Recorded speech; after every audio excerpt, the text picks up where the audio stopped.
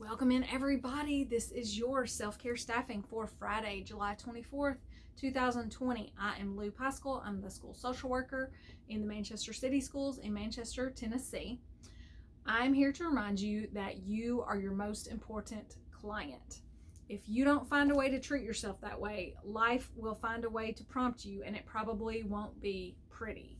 When those situations happen, they are usually not of your choosing. So in order to complete that sentence, you are your most important blank.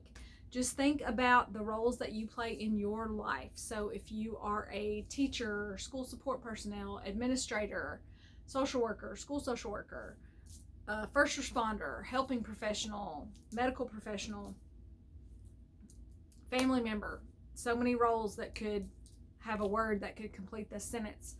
So you could say you are your most important student, or you are your most important family member. Just choose a word that applies to your situation and reminds you to put yourself at the top of your own list. You are worthy of self-care even if no one else ever benefits. So today I want to talk about the most important ideas about self-care. So these have been themes throughout this series of videos, but I wanted to bring it all together. So the ideas that I feel like are most important for self-care, I've already said some, I've already given some discussion of that. You are worthy of self-care if no one else ever benefits.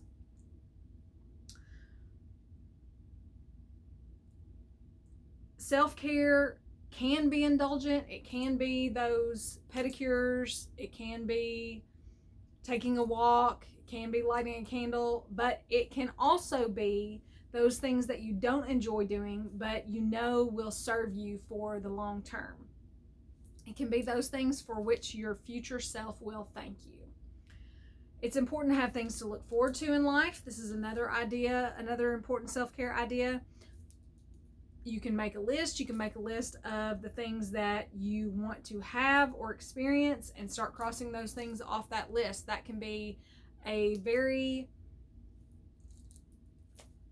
efficient, productive means of self-care. You can make a list for the next year for your birthday, or you can make a seasonal list.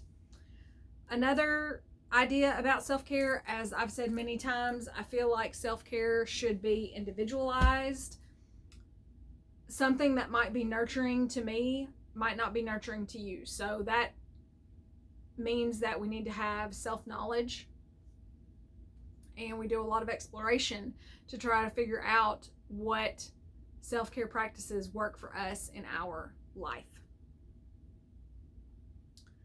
Self-care can be low cost, but don't be afraid to spend some money on yourself.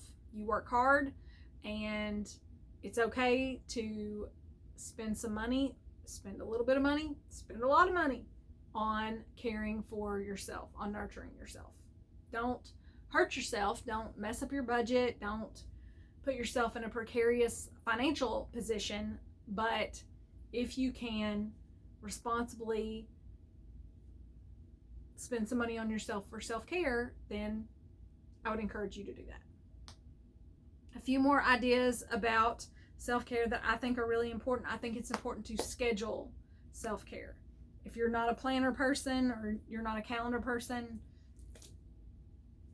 however you make sure things get done in your life, if you don't like the word schedule, just find a way to implement self-care in your life on a regular basis. If you are a calendar and planner person, write it down. Make an appointment with yourself. I heard somebody say something years ago about what they wrote in their calendar was a promise to themselves, and that really impacted me. That really encouraged me to write things down in my calendar that were things that I wanted to accomplish. So workouts, any number of things that you want to do to nurture yourself. If you write it down in your calendar, it's a promise to yourself. So the last idea that I want to share is, I think it's important to be aware of your self-talk, especially around self-care. And a lot of your self-talk is integral to your self-care. It's hand in hand with your self-care. Your self-talk shapes your life. So be very diligent to listen to the things that go through your mind, not necessarily to believe all those things, but be very diligent to understand the things that you're saying to yourself, and be diligent to reword self-talk that is not serving you. So the self-care check-in question for today: how do you think about self-care, and how does that impact your self-care practice? One thing that I thought about to answer this question is that sometimes I get a little bit bashful or shy about talking about self-care. However, I try to avoid that feeling, because anytime I talk about it or anytime I share anything about it, I find that what most people say is that they know how important it is, but that they struggle to implement it. So we all know how important self-care is, but many of us are not doing it. So I really want to, I guess that would be a way that I think about self-care, is an idea that I have that, maybe people get tired of hearing about it or something of that nature. But when I think about that and when I talk about it out loud, I think that that's an idea that I need to rework in my mind, because I find when I share about it, when I talk about it, when I post about it, a lot of the comments that I get are, oh yes, that's so important, or yes, I know the right things to do, or I know that it's important to take care of myself, but I struggle to implement it. I could always do better on doing more. So that is a way that I have thought about self-care, is that people don't always want to hear about it as much as I am prompted to talk about it, but I don't really think that's true. So I could adjust that idea in my own mind, and that would probably be beneficial. The quote for the day: there is no situation that can't be made worse by self-neglect. And that was Melody Beatty, and she has a website, and that was a post on her website. I believe it was May 24th, 2016. And that was a quote in the post: there's no situation that can't be made worse by self-neglect. So just think about that. If you feel like things are bad and you have somehow maybe been feeling like you just didn't have it in you to do self-care, this might be actually the perfect time to do self-care, going along with this idea that there is no situation that can't be made worse by self-neglect. So that could actually, your self-care could actually be a means to improving a situation that you feel like is negative. The song for the day is Chicken Fried by Zac Brown Band. I just like the way that he presents his ideal life, and I would imagine that he tries to implement a lot of those things, and those are the ways that he takes care of himself. So that was related to self-care in my mind. So the video that I want to share with you today is an interview with Dr. Lisa Lucas, and it's called Simple Self-Care Strategies for Teachers. So she wrote a book called Practicing Presence, and I read it, and it is specifically speaking to teachers, because she's a teacher, she's been an administrator, but she wrote the book specifically directed to teachers and how that teachers can implement self-care. I think sometimes it's so helpful to hear some of these things from people who are in our same world, people who are in our tribe. So I really encourage you, especially my teacher friends, I really encourage you to listen to this interview. I really encourage you to, she talks a lot about a lot of the things that we've been talking about self-care over the course of these videos.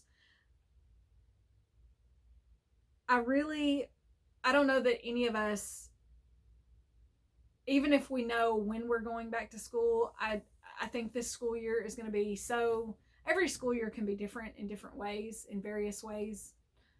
I think this one is going to be drastically different. And so for my teacher friends, I encourage you, I think this is going to be a tough year.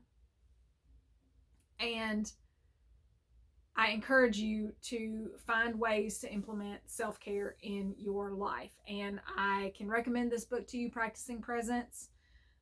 Listen to the interview. You might want to get the book.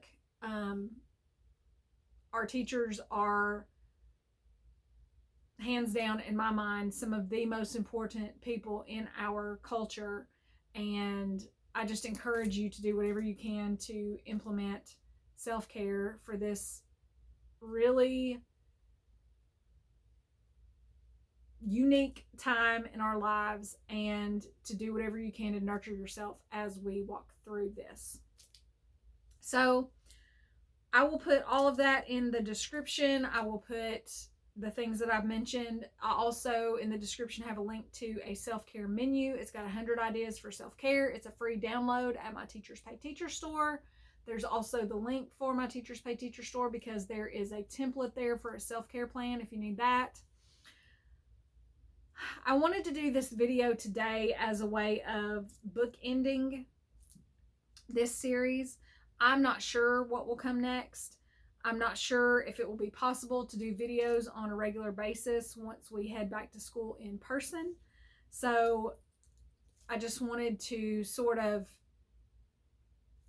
have a summary of a lot of the things that we have discussed as I've done these videos, since I am not sure what the future is for this project.